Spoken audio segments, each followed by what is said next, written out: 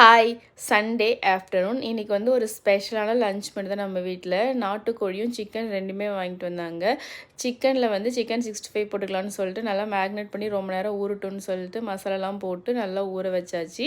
Next வந்து பிரியாணிக்கு தேவையானதெல்லாம் கட் பண்ணி வச்சு எல்லாமே அம்மாவே கட் பண்ணி எல்லாமே க்ளீன் பண்ணி குடுத்துட்டாங்க. அப்புறம் 2 பேரும் சேர்ந்து சமைக்க ஆரம்பிச்சுட்டோம். இதுவரைக்கும் நான் வந்து ஒரு 1 கேஜி பிரியாணிலாம் செஞ்சதே இல்ல. எங்க 2 பேருக்கு மட்டும் ஒரு குக்கர்ல போட்டு செஞ்சுருவோம். இன்னைக்கு வந்து 1 கேஜி நாட்டுக்கோழி, 1 கேஜி ரைஸு போட்டு செஞ்சோம்.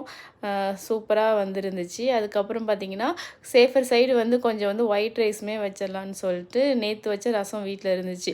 அதனால ரசம், ஒயிட் ரைஸ் எல்லாமே வச்சாச்சு. அப்புறம் வந்து பார்த்திங்கன்னா, நாட்டுக்கோழி வந்து கொஞ்சம் வேவறதுக்கு வந்து டைம் எடுக்கும். அதனால வந்து தண்ணி ஊத்தி கொஞ்சம் நல்லா கொதிக்க வச்சாச்சு.